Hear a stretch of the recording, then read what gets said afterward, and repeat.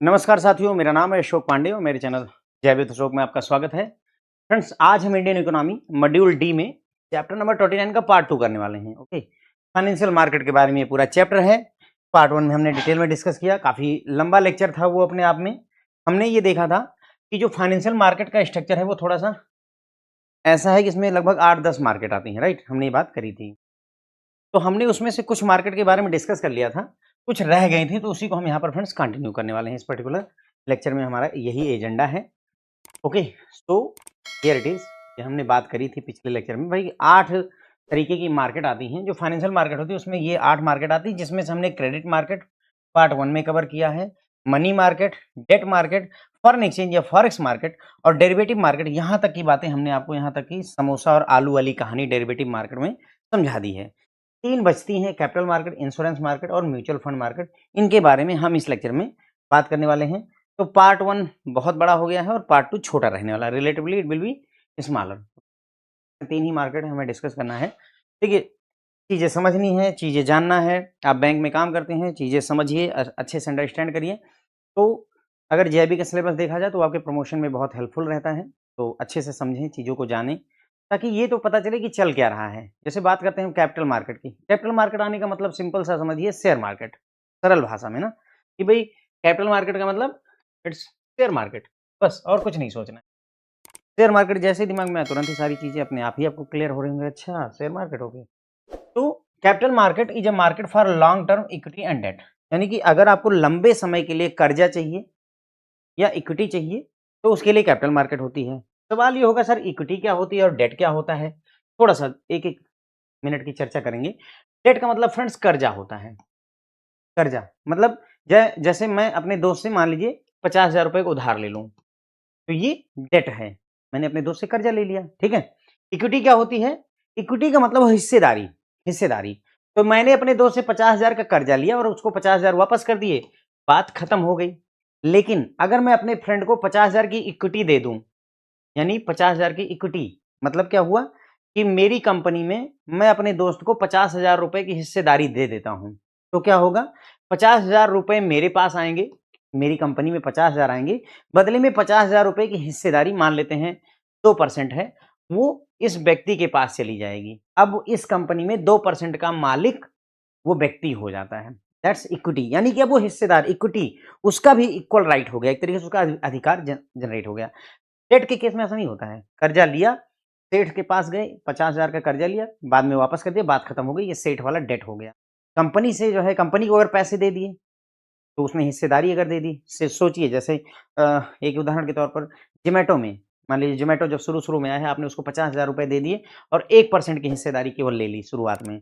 तो बाद में कंपनी पता चला कि ये 200 करोड़ रुपए की अगर कंपनी बनी, तो सर अब 200 करोड़ में से 1% की हिस्सेदारी यानी कि 2 करोड़ रुपए के मालिक आप होंगे। आपका ये 50,000 रुपए 2 करोड़ भी हो सकता है। इसी में ये होता है सर, ठीक है? तो बस इतनी सी बात समझनी थी हमें। तो कैपिटल मार्केट एक मार्केट है जहाँ पर लॉन्ग टर्म के लिए इक्विटी या डेट मिलता है। छोटे समय के लिए नहीं, लंबे समय के लिए। यानी जैसे रिलायंस ने अपना अगर शेयर बेच दिया शेयर, तो वो अब शेयर मार्केट में पड़ा हुआ है। जो भी मैंने सोचिए कि मेरे पिताजी के पिताजी ने, अगर मान लो मेरे ग्रैंडफ़ादर ने अगर रिलायंस का शेयर खरीदा, तो वो उनके पास था, फादर साहब के पास था, मेरे पास है। अगर मैं ना बेचूँ तो मेरे बच्चों के पास जाएगा। करके इतने लंबे समय तक के लिए ये इक्विटी और डेट मिल सकता है। कहाँ से? कैपिटल मार्केट से। In this market the capital fund comprises of both equity and debt are issued and traded. तो कैपिटल मार्केट में सर क्या होता है? यहाँ पर कैपिटल फंड होते हैं जिसमें इक्विटी भी होती है और डेट भी होते हैं, जो कि इशू किए जाते हैं और ट्रेड किए जाते हैं। इशू किए जाते हैं मतलब पहली बार जब आता है तो इशू किया जाता है और फिर उसको खरीदा बेचा जाए तो ट्रेड करना कहते हैं। This also includes private placement, sources of debt and equity as well as organised market like stock exchange. तो यहाँ पर दो तरीके से जो है, मतलब दो तरीके से पैसे अरेंज किए सकते हैं। एक होता है प्राइवेट प्लेसमेंट के थ्रू और दूसरा होता है ऑर्गेनाइज्ड मार्केट के थ्रू। ऑर्गेनाइज्ड मार्केट का एग्जांपल होगा स्टॉक एक्सचेंज में, यानी कि हम स्टॉक एक्सचेंज में आईपीओ लेकर चले आए, इनिशियल पब्लिक ऑफरिंग, आईपीओ लेकर आए और वहां से लोगों से पैसे लिए और बदले में उनको अपना शेयर दे दिया। तो ये ऑर्गेनाइज्ड मार्केट हो गई, ऐसे पैसा अरेंज किया सकता है। या प्राइवेट प्लेसमेंट होता है। प्राइवेट प्लेसमेंट मतलब मैं शेयर मार्केट में नहीं जा रहा हूँ, मैं क्या कर रहा हूँ कि मैंने गिनती के जो है 100 लोगों को पकड़ा कि भाई मैं बिल गेट्स को दूंगा अपनी हिस्सेदारी, मैं जोमेटो के फाउंडर को दूंगा, मैं नितिन अग्रवाल या व्हाटएवर बी द नेम, कुछ अच्छे बिजनेसमैन को मैंने चुना और मैंने बोला भाई मैं इनको ही दूंगा, तो दैट्स प्राइवेट प्लेसमेंट। मैं बोलूंगा कि सर ऐसा है, नितिन कामत मान लीजिए हैं, जीरोधा के फाउंडर हैं, मैं बोलता हूँ कि सर आप मेरे को 100 करोड़ दो, मैं आपको 100% या 10%, तो बोलते हैं कि आप 100 करोड़ हमको दो, बदले में हम आपको जो है अपनी कंपनी में 10% हिस्सेदारी दे देंगे। तो ये that's kind of private placement है। ओके, हम सीधे प्राइवेटली डिस्कस करके चीज़ों को हैंडल करते हैं यहाँ। In common parlance capital market में be understood as market for long term fund. तो अगर हम ऐसे कॉमन टर्म में बात करें तो कैपिटल मार्केट का मतलब होता है लॉन्ग टर्म के लिए फंड का अरेंजमेंट। लॉन्ग टर्म के फंड को मैनेज किया जाता है कहाँ पर? कैपिटल मार्केट में। तो मे बी यहाँ से क्वेश्चन निकल सकता है भाई कि कैपिटल मार्केट का क्या मतलब होता है? Market for long term fund, market for medium term fund, market for short term fund, ऐसे करके 4 ऑप्शन दिए जा सकते हैं एग्जाम में। The capital market provides long term debt and equity finance for the government and corporate sector. तो जो हमारी कैपिटल मार्केट है वहां से फंड अरेंज तो होता है, तो उसे कौन यूज करता है? सरकार यूज कर सकती है या कॉर्पोरेट सेक्टर को यूज में आ सकता है। डेट के थ्रू फाइनेंस अरेंज होता है या फिर इक्विटी के थ्रू फाइनेंस अरेंज होता है, और ये गवर्नमेंट और कॉर्पोरेट सेक्टर द्वारा यूज किया जाता है पैसे का। By facilitating availability of long term finance, the capital market mediates between the conflicting maturity preferences of lenders and borrowers. इनका कहने मतलब है कि भाई चूंकि लॉन्ग टर्म फाइनेंशियल नीड को पूरा करता है कौन? Capital market. तो ऐसे में ये एक मीडिएटर का काम करता है किसके बीच में? जो लोन देने वाले हैं और जो लोन लेने वाले हैं, यानी पैसा देने और पैसा लेने वाले के बीच में एक मीडिएटर का काम करता है। कैसे मीडिएट करता है? भाई जो उधार लेना चाहता है वो सोचता है हमें 20 साल के लिए मिल जाए, जो उधार देना चाहता है, जो उधार देना चाहता है वो सोचता है हम 5 साल के लिए, 5 ईयर के लिए उधार दें, जो उधार लेना चाहता है वो सोचता है हमें 20 साल के लिए उधार मिल जाए। तो इस तरीके से इनकी मैच्योरिटी में मिसमैच है। ये 5 साल के लिए उधार देना चाहते हैं, ये 20 साल के लिए लेना चाहते हैं, तो मिसमैच है। तो उसी चीज़ को मीडिएट करने का प्रयास करता है कैपिटल मार्केट, ठीक है? ये 5 साल बाद मान लो अगर अब चाहेंगे तो अपना पैसा वापस ले लेंगे, इनकी जगह पर कोई और लोन दे देगा। यानी कि जैसे रिलायंस का शेयर ले रखा है, तो आपने रिलायंस का शेयर बेच दिया, तो अगर आप बेच देंगे तो कोई और खरीद लेगा, ठीक है? तो रिलायंस को पैसे मिले रहेंगे कुल मिलाकर के, ये सीन यहाँ पर चलता रहता है।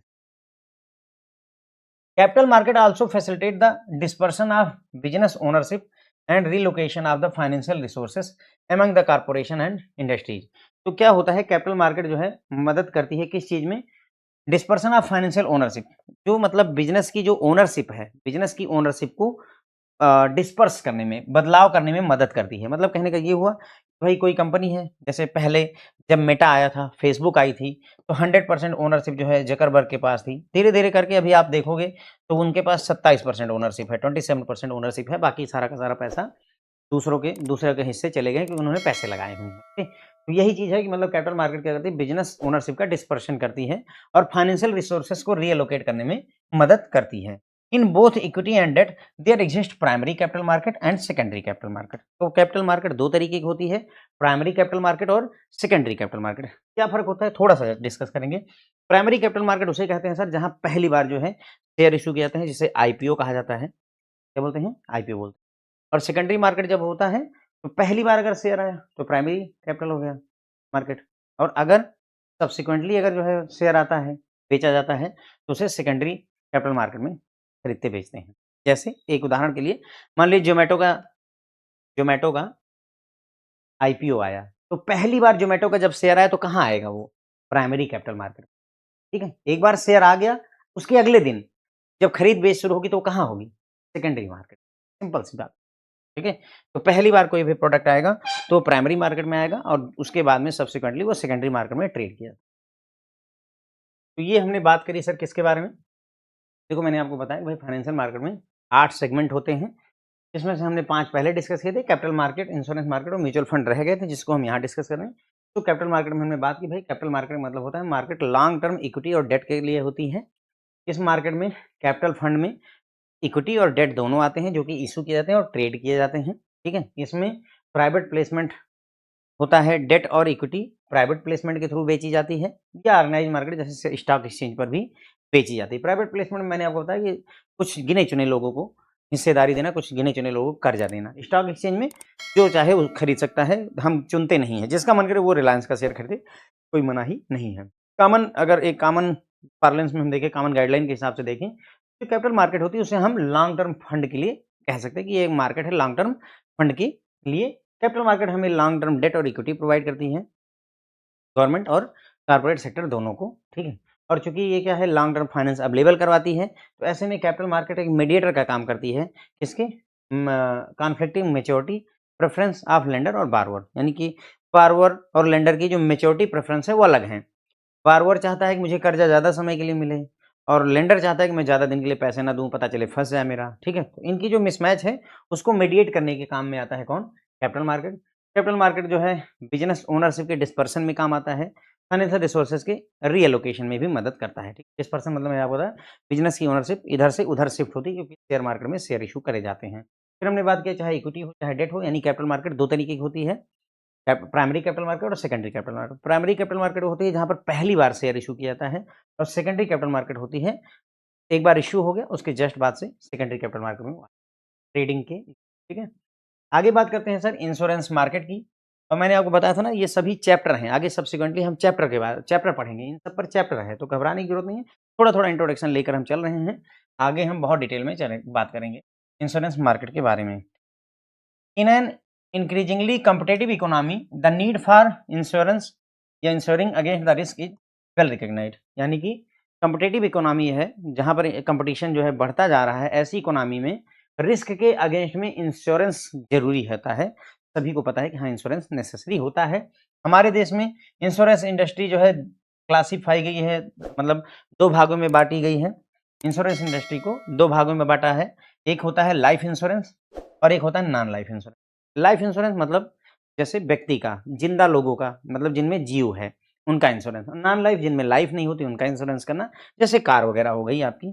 इन अर्ली डेज, शुरुआत के दिनों में जो लाइफ इंश्योरेंस का बिजनेस था उसको कौन टेक केयर करता था, एलआईसी किया करती थी, life insurance corporation of India. यानी शुरुआत के दौर में सिर्फ एलआईसी थी जो लाइफ इंश्योरेंस का बिजनेस देखती थी, और नॉन लाइफ इंश्योरेंस के बिजनेस को देखने के लिए जीआईसी होती थी, गवर्नमेंट इंश्योरेंस कारपोरेशन होती थी, और इसकी 4 सब्सिडरी होती थी जो कि इस काम को टेक केयर करती है। 4 सब्सिडरी कौन सी हैं, हम इंश्योरेंस वाले चैप्टर में डिटेल में चर्चा करने वाले हैं, ठीक है। अब यहाँ पर है कि भाई क्या हुआ कि कैसे इंश्योरेंस सेक्टर में रिफॉर्म कैसे हुआ। तो in the wake of financial liberalisation during the early 90s, the committee on reform of insurance sector, जिसके चेयरमैन थे श्री RN मल्होत्रा, जिसे मल्होत्रा कमेटी भी कहा जाता है, recommended in 1994 the opening up of the insurance sector to private participation and the institution of a separate regulatory and development authority. तो भाई चूंकि फाइनेंशियल उदारीकरण हुआ था, लिबरलाइजेशन आया था 1990 के दशक में, तो उस समय एक कमेटी बनाई गई इंश्योरेंस सेक्टर के रिफॉर्म के लिए, जिसके हेड थे RN मल्होत्रा। मल्होत्रा कमेटी के नाम से बुलाई जाती है। इंश्योरेंस सेक्टर में जो कमेटी थी वो किससे कौन था, उसके हेड थे RN मल्होत्रा कमेटी। इन्होंने 1994 में 2 सजेशन दिए। पहला इन्होंने कहा कि भाई प्राइवेट कंपनियों को भी अलाउ करो इंश्योरेंस सेक्टर में, और दूसरा इन्होंने बोला कि एक अलग जो है रेगुलेटरी बॉडी बनाई। जैसे बैंकों को मैनेज करने के लिए RBI है, वैसे ही इंश्योरेंस सेक्टर को मैनेज करने के लिए एक रेगुलेटरी बॉडी होनी चाहिए, और उसी के तहत IRDA निकल करके आता है, और उसी डेवलपमेंट, इसी सजेशन की वजह से RN मल्होत्रा कमेटी की रिकमेंडेशन पर ही IRDA का गठन होता है। Accordingly the insurance regulatory and development authority act लाया गया, जो कि बना 1999 में, and a separate insurance regulatory and development authority was setup, ठीक है। तो IRDA एक्ट लाई सरकार 1999 में, और IRDA का गठन उन्होंने किया, ठीक है। फिर क्या हुआ, the insurance sector was also thrown open to the private sector which opened up the development of India insurance industry on a competitive basis. मतलब इन्होंने बोला कि भाई इंश्योरेंस सेक्टर को प्राइवेट सेक्टर के लोगों के लिए, प्राइवेट कंपनियों के लिए खोला गया, जिसकी वजह से हमारी जो इंश्योरेंस इंडस्ट्री है उसका डेवलपमेंट काफी कॉम्पिटिटिव बेसिस पर हुआ, क्योंकि प्राइवेट सेक्टर के प्लेयर अच्छा खासा कंपटीशन देते हैं। ओके, तो ये बातें हो गई। अब देखो यहाँ इस लेक्चर में अगर क्वेश्चन पूछा जा सकता है तो सर ये पूछा, बहुत अच्छा क्वेश्चन अपने आप में, कि इंश्योरेंस सेक्टर से रिलेटेड कमेटी कौन सी है, RN मल्होत्रा कमेटी है। IRDA का कॉन्स्टिट्यूशन या इंस्टीट्यूशन जो IRDA बनाया गया है, किसके रिकमेंडेशन पर बनाया है, तो RN मल्होत्रा कमेटी के रिकमेंडेशन। अच्छा क्वेश्चन है। तो इंश्योरेंस सेक्टर में बात की जाए तो भाई किसी भी रिस्क से बचना हमारे लिए जरूरी है, ठीक है। सभी पे जानते हैं कि इंश्योरेंस रिस्क के अगेंस्ट में हमें इंश्योरेंस चाहिए होता है। इंडिया में अगर देखा जाए तो इंश्योरेंस के बिजनेस को 2 भाग में बांटा गया, लाइफ इंश्योरेंस का बिजनेस और non life insurance business. Life insurance का बिजनेस का काम पहले, अभी तो बहुत सारी कंपनियां हैं पर पहले LIC किया करती थी लाइफ इंश्योरेंस, और नॉन लाइफ इंश्योरेंस का काम GIC जनरल इंश्योरेंस कॉर्पोरेशन किया करती थी। तो जब 1990 के दौरान फाइनेंशियल लिबरलाइजेशन यानी फाइनेंशियल उदारीकरण की जब नीति चली, तो उसी समय एक इंश्योरेंस सेक्टर में रिफॉर्म के लिए कमेटी बनाई गई, जिसके चेयरमैन थे RN मल्होत्रा जी। ठीक है, RN मल्होत्रा ने रिकमेंड किया 1994 में इंश्योरेंस सेक्टर में प्राइवेट कंपनियों को भी अलाउ किया जाना चाहिए, प्राइवेट सेक्टर का पार्टिसिपेशन अलाउ किया जाना चाहिए, और एक अलग से रेगुलेटरी बॉडी जैसे सेबी है, जैसे RBI है, उसी तरीके से एक रेगुलेटरी बॉडी भी बनाई जानी चाहिए जो इंश्योरेंस सेक्टर को देखे, और उसी की वजह से IRDA का गठन होता है। IRDA के गठन के लिए एक IRDA एक्ट लाया गया, insurance regulatory and development act लाया गया 1999 में, 1999 में, और IRDA का यहाँ पर इस्टेब्लिशमेंट किया गया, सेटअप किया गया, और साथ ही साथ में इंश्योरेंस सेक्टर को प्राइवेट कंपनियों के लिए खोला गया, जिसकी वजह से कंपटीशन बढ़ा और जो इंश्योरेंस सेक्टर है वो काफ़ी फला और फूला। ठीक है, आगे बढ़ते हैं, हम बात करेंगे, मेरे ख्याल से ये लास्ट मार्केट है म्यूचुअल फंड। ठीक है, तो फाइनेंशियल मार्केट में म्यूचुअल फंड भी आते हैं। म्यूचुअल फंड की अगर मैं बात करूं, म्यूचुअल फंड क्या होता है, थोड़ा सा समझते हैं कॉन्सेप्ट को, फिर वही बातें समझें। पहले हम म्यूचुअल फंड का कॉन्सेप्ट समझते हैं। देखो, म्यूचुअल फंड बहुत ही ईजी, थोड़ा सा समझ, जैसे हम और आप हैं मान लीजिए, तो हमको नहीं पता कि कौन सा शेयर ऊपर जाएगा, कौन सा शेयर नीचे जाएगा, लेकिन देयर आर पीपल जो अच्छे से जानते हैं। जैसे उदाहरण के तौर पर जेआईबी, जेआईबी की आप तैयारी करते हैं, आप नहीं जानते कि जेआईबी एग्जाम में क्या पूछा जाएगा, क्या जरूरी है, कहाँ ध्यान देना है, पर मैं जानता हूँ। मैंने आपको बताया कि हमारा क्वेश्चन ये RN मल्होत्रा वाला इंश्योरेंस कमेटी का पूछा सकता है, राइट। उसी तरीके से शेयर मार्केट में भी है कि आपको नहीं पता है, लेकिन कुछ लोग हैं जिनको पता है। तो होता क्या है, जितने भी लोग हैं, सोचिए कि जो है मान लीजिए 1,00,000 लोग हैं, 1,00,000 लोग हैं, और हर कोई हजार-हजार रुपए जमा करता है। 1,000 लाख रुपए यहाँ पर इकट्ठा हो जाते हैं हर महीने। 1,000 लाख रुपए यहाँ पर इकट्ठा हो जाते हैं, जो भी मान लीजिए 100 करोड़ रुपए हो जाते हैं।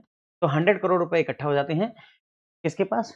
म्यूचुअल फंड कंपनी के पास में, और फिर ये कंपनी क्या करती है, इस पैसे को जो है मार्केट में इन्वेस्ट करती है, मनी मार्केट में भी, कैपिटल मार्केट में हर जगह इन्वेस्ट करती है ताकि रिटर्न मिल सके। जो भी रिटर्न, मान लीजिए 100 करोड़ रुपए इन्वेस्ट करके इनको से कि 10 करोड़ रुपए का रिटर्न मिला पूरे 1 साल में, तो ये अपनी थोड़ी-सी फीस काट लेते हैं, और बाकी जो पैसा होता है वो जितने 1,00,000 लोग हैं, ये प्रॉफिट उन 1,00,000 लोगों में बराबर-बराबर बाँट दिया जाता है। यही म्यूचुअल फंड होता है।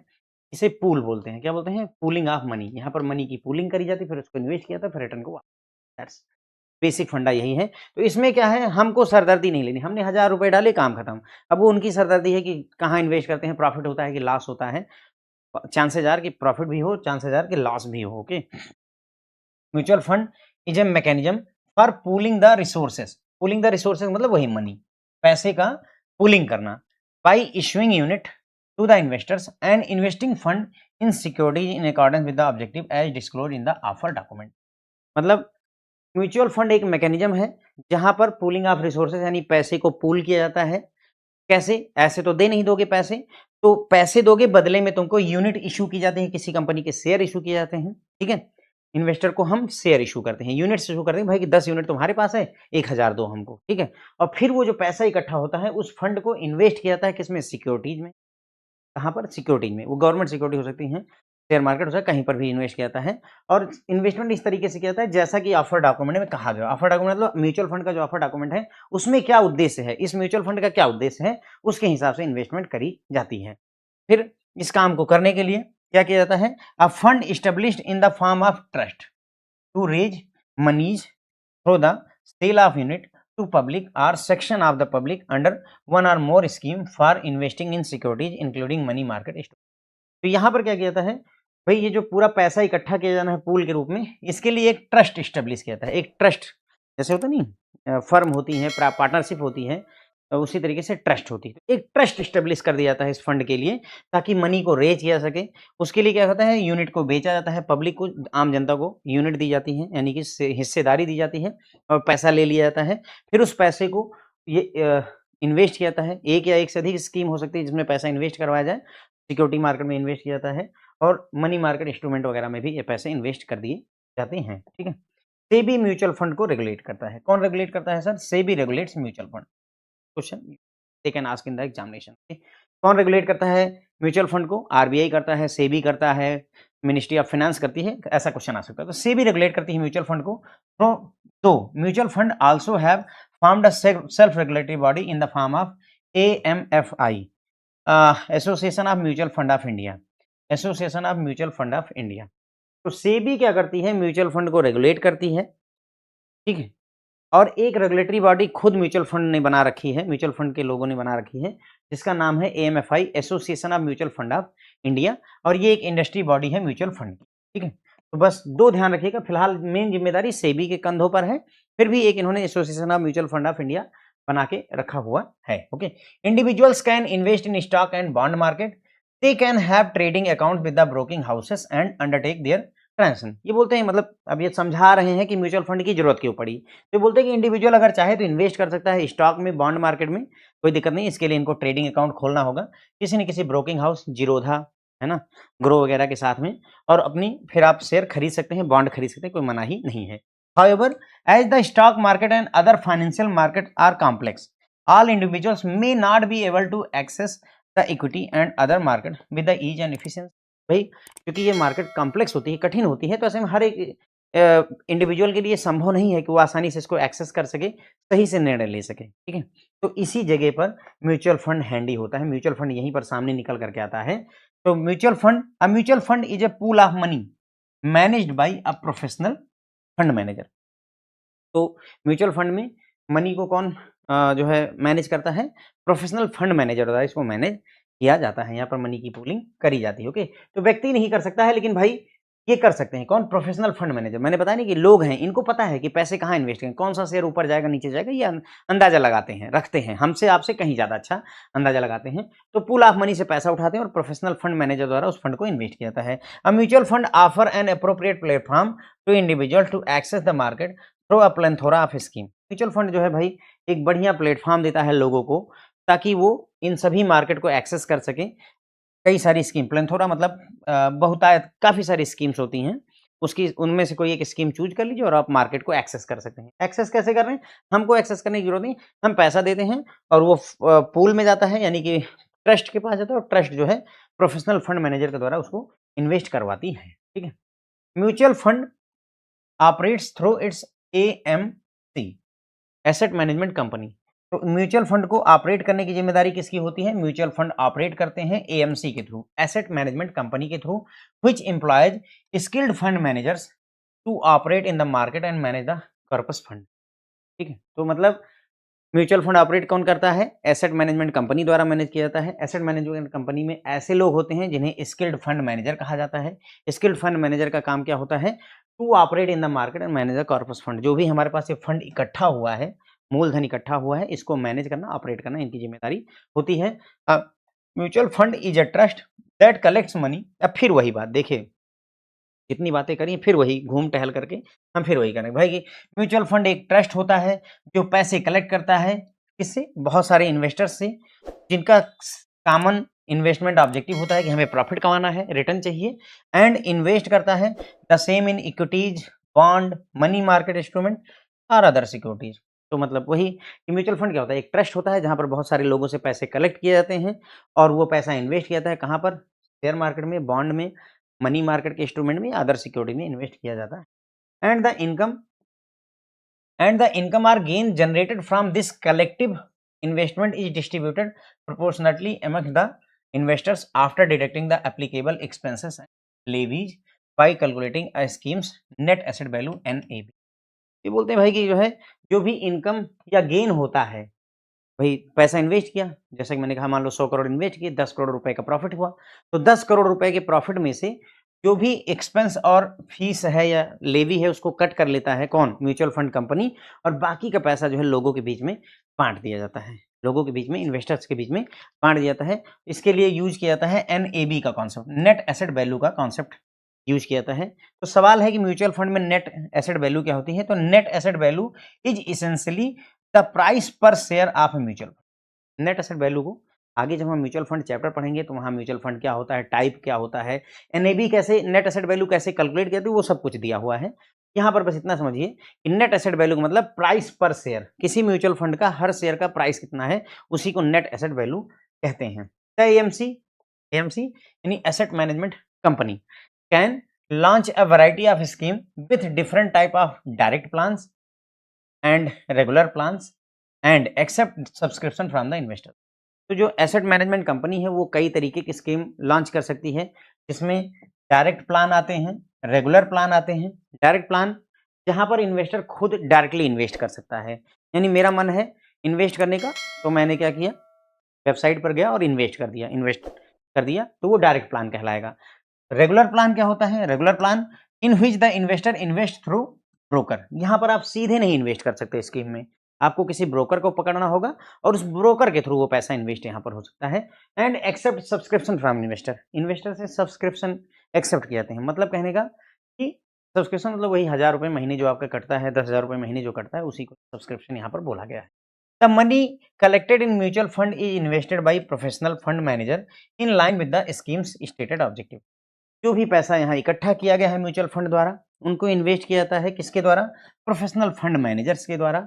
और कहाँ इन्वेस्ट करना है, इसका डिसीजन जो भी उस स्कीम का ऑब्जेक्टिव है उसके हिसाब से निर्णय लिया जाता है कि हमारा लॉन्ग टर्म ग्रोथ चाहिए कि हमें शॉर्ट टर्म ग्रोथ चाहिए, हमें टैक्स सेविंग करनी है, क्या पर्पज है, क्या ऑब्जेक्टिव है, उसके हिसाब से डिसीजन यहाँ पर लिया जाता है। In return the fund house charges a small fee which is deducted from the investment.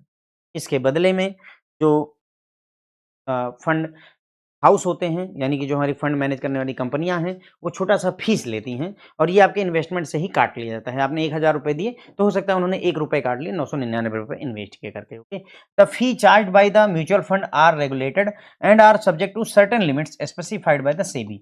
अब कितना फीस चार्ज कर सकते हैं, किस लिमिट तक चार्ज कर सकते हैं, ये सारे डिसीजन जो है सेबी द्वारा लिए जाते हैं। इसका रेगुलेशन कौन देखता है? SEBI, securities and exchange board of India. अब आती है आगे,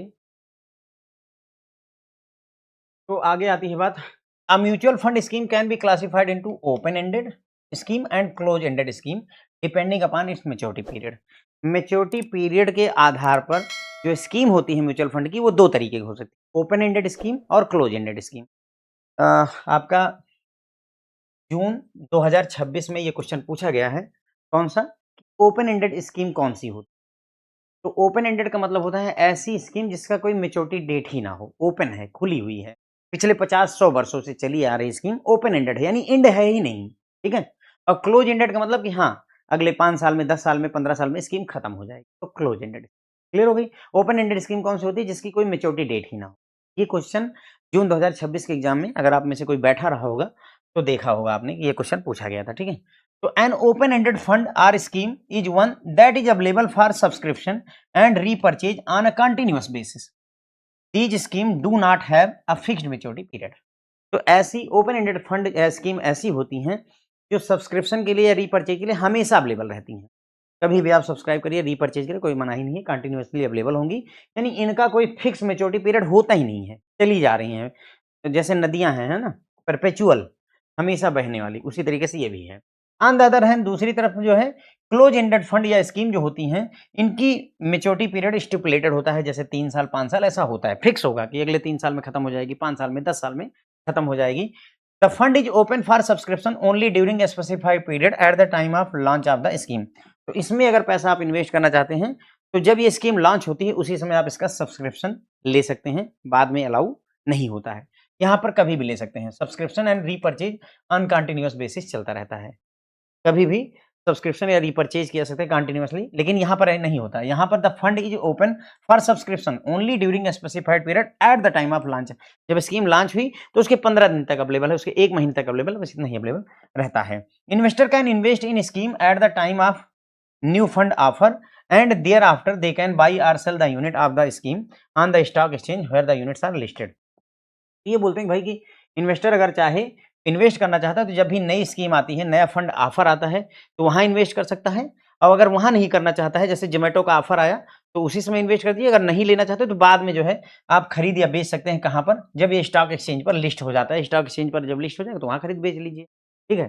फिर आता है in order to provide an exit route. Exit route का मतलब निकलना। आप जैसे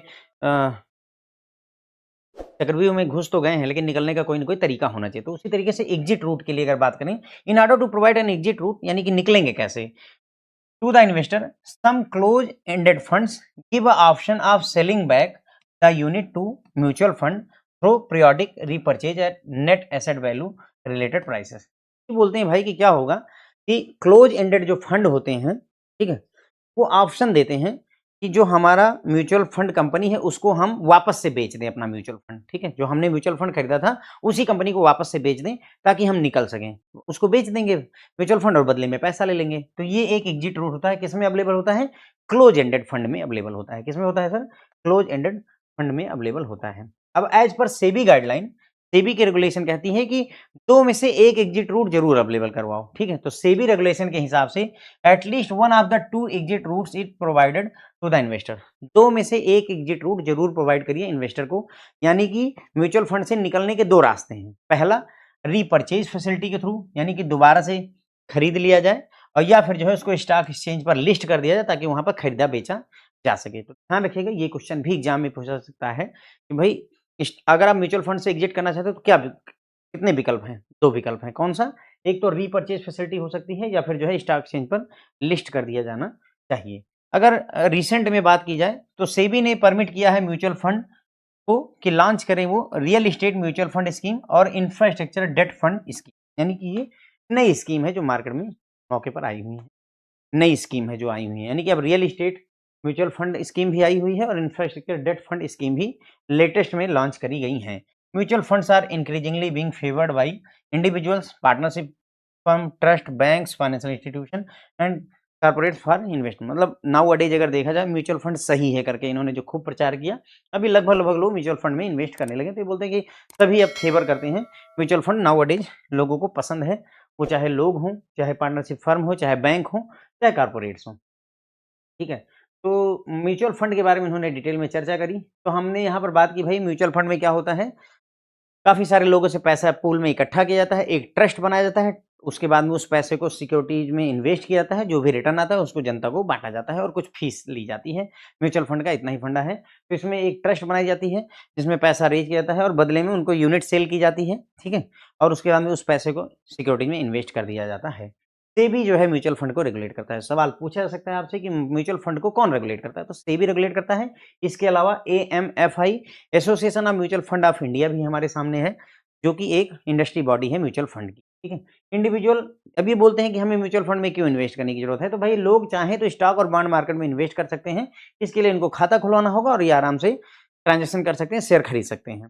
लेकिन चूँकि स्टॉक मार्केट और दूसरी फाइनेंशियल मार्केट काफ़ी कठिन होती, कॉम्प्लेक्स होती हैं, पेचीदा होती हैं, तो हो सकता है कि हम उसको ईज़िली एक्सेस ना कर सकें या हम समझ ना पाएँ और हम नुकसान कर जाएँ। तो ऐसे में बेहतर होता है कि हम म्यूचुअल फंड में अपना पैसा इकट्ठा कर दें और उस पैसे को कौन इन्वेस्ट करे? प्रोफेशनल फंड मैनेजर इन्वेस्ट करे, ताकि गड़बड़ी होने के चांसेस कम हो जाएँ। गड़बड़ी अभी भी होगी लेकिन चांसेस कम हो जाते हैं। म्यूचुअल फंड ऑफ़र करता है एक बढ़िया प्लेटफ़ॉर्म, जिसमें इंडिविजुअल चाहे तो मार्केट को एक्सेस कर सकता है कई सारी स्कीमों के ज़रिए। बहुत तरीके की स्कीमें यहाँ पर होती हैं। जब हम म्यूचुअल फंड चैप्टर पढ़ेंगे आप देखिएगा, मेरे ख़्याल से 20-25 टाइप की या 15-20 टाइप की म्यूचुअल फंड होते ही हैं। म्यूचुअल फंड ऑपरेट करते हैं कौन, किसके थ्रू? एसेट मैनेजमेंट कंपनी के द्वारा। एएमसी होती है एसेट मैनेजमेंट कंपनी, यही म्यूचुअल फंड को ऑपरेट करती है। इसमें स्किल्ड फंड मैनेजर्स होते हैं, जो कि मार्केट में ऑपरेट करते हैं और फंड को मैनेज करते हैं। म्यूचुअल फंड में एक ट्रस्ट होता है, जो बहुत सारे लोगों से पैसा इकट्ठा करता है और उसको इन्वेस्ट करता है इक्विटीज़, बॉन्ड और मनी मार्केट में, ठीक है? जो भी पैसा इनकम जनरेट होती है, उस इनकम में से फीस कुछ हिस्सा काट करके, खर्चे वगैरह काट करके बाकी का पैसा जो है लोगों के बीच में वापस प्रॉफिट के तौर पर बाँट दिया जाता है और इसके लिए नेट एसेट वैल्यू का कॉन्सेप्ट यूज़ किया जाता है। Net asset value mutual fund में प्राइस पर शेयर होती है। एएमसी यानी एसेट मैनेजमेंट कंपनी चाहे तो बहुत तरीके की स्कीम लॉन्च कर सकती है। डिफरेंट टाइप के प्लान, अब इनके जो एएमसी के प्लान होते हैं वो डायरेक्ट प्लान हो सकते हैं, रेगुलर प्लान हो सकते हैं। डायरेक्ट प्लान का मतलब ऐसा जिसमें इन्वेस्टर व्यक्ति जैसे मैं खुद इन्वेस्ट कर सकूँ, तो डायरेक्ट प्लान है। डायरेक्ट इन्वेस्ट कर सकते हो, डायरेक्ट प्लान है। रेगुलर प्लान वो होते हैं जिसमें मुझे किसी ब्रोकर को पकड़ना होगा तब इन्वेस्ट कर सकते हैं, ठीक है? मनी कलेक्टेड म्यूचुअल फंड में जो मनी कलेक्ट की जाती है, वो प्रोफेशनल फंड मैनेजर द्वारा इन्वेस्ट की जाती है और जैसा भी आपकी स्कीम का ऑब्जेक्टिव हो, उद्देश्य हो, उसके हिसाब से वो इन्वेस्टमेंट किया जाता है। इसके बदले में जो फंड हाउस होते हैं, जो इस पैसे को मैनेज करते हैं, वो छोटी-सी फीस चार्ज करते हैं और वो आपके इन्वेस्टमेंट से डिडक्ट कर ली जाती है। अब कितना फीस चार्ज की जाएगी और क्या लिमिट है इसकी, उसका डिसीजन सेबी द्वारा लिया जाता है, securities and exchange board of India द्वारा लिया जाता है। फिर आगे इन्होंने बताया कि म्यूचुअल फंड स्कीम 2 तरीके की होती हैं। आगे हम बहुत तरीके की डिस्कस करेंगे, यहाँ 2 बताई इन्होंने, ओपन एंडेड स्कीम और क्लोज एंडेड स्कीम। और ये बाइफरकेशन, ये जो बँटवारा है किसके आधार पर? मैच्योरिटी टाइम पीरियड के आधार पर। मैच्योरिटी पीरियड के आधार पर 2 तरीके होते हैं, ओपन एंडेड और क्लोज एंडेड। ओपन एंडेड जिसका एंड ही ना हो, ओपन ही है, यानी कि वो परपेचुअल है, लगातार कंटिन्यूअस बेसिस पर स्कीम चली हुई है तो ओपन एंडेड है। और अगर 5 साल, 10 साल, 12 ईयर में, 13 ईयर में, 15 ईयर में अगर बंद हो जाती है तो उसे क्लोज एंडेड स्कीम कहा जाता है, ठीक है। ओपन एंडेड स्कीम वो होती है जो अवेलेबल है सब्सक्रिप्शन और रीपर्चेज के लिए कंटिन्यूअस बेसिस पर। इनमें कोई भी फिक्स मैच्योरिटी पीरियड नहीं होता है, fix maturity period is not there, okay. जबकि क्लोज एंडेड फंड जो होते हैं, स्कीम्स होती हैं, उसमें मैच्योरिटी पीरियड होता है 3 साल, 5 साल, 10 साल, 20 साल, ऐसे मैच्योरिटी पीरियड होता है, ओके। और ये फंड जो है, जो आपकी क्लोज एंडेड स्कीम होती है, इसमें आप अगर चाहते हैं इन्वेस्ट करना तो जब जो है ये स्कीम लॉन्च की जाती है उसी समय कुछ विशेष टाइम पीरियड यानी 1 महीने 15 दिन के अंदर में ही उसमें इन्वेस्ट कर सकते हैं, ओके। इन्वेस्टर अगर अ, चाहे तो नए फंड जब ऑफर किए जाते हैं वहाँ इन्वेस्ट कर सकता है, जैसे आईपीओ आता है, और या फिर नहीं चाहता है वहाँ पर तो स्टॉक मार्केट में जब लिस्ट हो जाता है तो वहाँ पर बाई और सेल किया जा सकता है, ठीक है। एग्जिट रूट की अगर हम बात करें कि कैसे फंड से बाहर निकल सकते हैं, तो क्लोज एंडेड फंड में ऑप्शन होता है कि आप अपने म्यूचुअल फंड को उसी कंपनी को बेच दीजिए जिससे आपने खरीदा था और बदले में पैसे ले लीजिए, ठीक है। किस रेट पर करेंगे? नेट एसेट वैल्यू वाले रेट पर ये किया जाता है, ठीक है। सेबी की गाइडलाइन बोलती है कि 2 एग्जिट रूट में से एक जरूर अवेलेबल करवाओ। इन्वेस्टर को 2 रूट होते हैं, उसमें से एक ज़रूर कम से कम 1 रूट देना ही होगा। चाहे इन्वेस्टर अगर एग्ज़िट करना चाहता है तो चाहे वो रीपर्चेज़ फैसिलिटी हो, यानी कि कोई दूसरा खरीद ले उसका शेयर, या फिर उसका शेयर जो है या उसका म्यूचुअल फंड स्टॉक एक्सचेंज पर लिस्ट हो जाए जहाँ कोई दूसरा अगर ये बेचे तो दूसरा खरीद ले, ओके। तो ये 2 में से एक रूट एग्ज़िट करने का देना होगा। कौन-कौन सा? रीपर्चेज़ फैसिलिटी और listing on stock exchange.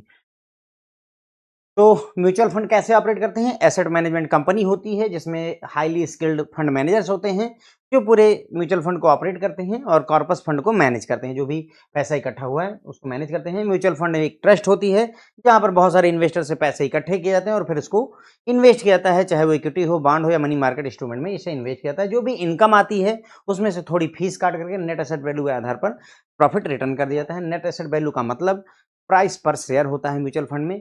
AMC जो है डिफरेंट तरीके की स्कीम्स लॉन्च करती हैं जिसमें डायरेक्ट प्लान हो सकते हैं और रेगुलर प्लान हो सकते हैं। डायरेक्ट प्लान में व्यक्ति खुद इन्वेस्ट कर सकता है डायरेक्टली, रेगुलर प्लान में उसे किसी ब्रोकर के थ्रू इन्वेस्ट करना होता है।